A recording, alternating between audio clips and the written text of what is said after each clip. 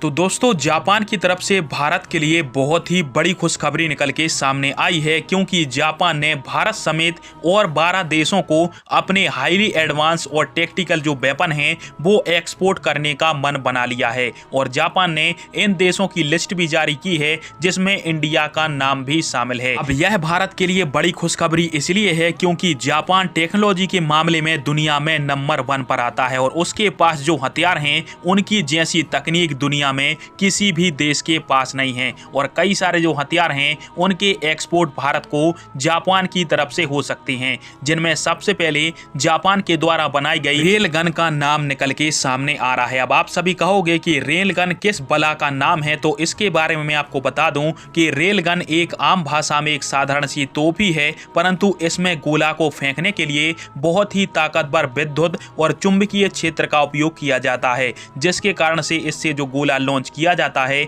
उसकी जो स्पीड है वो हाइपरसोनिक स्पीड से भी ज्यादा चली जाती है। और आप सभी को एक बात और बता दूं कि भारत ने भी इसी प्रकार की रेलगन का परीक्षण 2017 में कंप्लीट कर लिया है और स्क्रीन पर आप सभी इसका आर्टिकल भी देख सकते हो। परंतु जापानी रेलगन की जो बात है वो कुछ अलग ही है, क्योंकि जापान ने इस रेलगन की तकनीक को इतना विकसित कर लिया है कि इस रेलगन से किसी भी हाइपरसोनिक मिसाइल को आसानी से तबाह किया जा सकता है। और जापान की रेलगन इतनी एडवांस है कि किसी भी हाइपरसोनिक मिसाइल को लॉन्च होने से पहले ही तबाह कर सकती है। और इसी रेलगन की तकनीक भारत आने की उम्मीद इस डील के अंतर्गत बताई जा रही है। और साथ में जापान की तरफ से एक एडवांस 5th जनरेशन के फाइटर जेट पर भी काम किया जा रहा है, जिसका नाम है FX। और इसके एक्सपोर्ट को लेकर भी इन 12 देशों को जापान ने हरी झंडी दे दी है। और अब जापान इन 12 देशों को अपना FX फाइटर जेट बेच सकेगा। परंतु भारत के लिए काम की खबर यह है कि जापान के पास दुनिया का बेहद ही एडवांस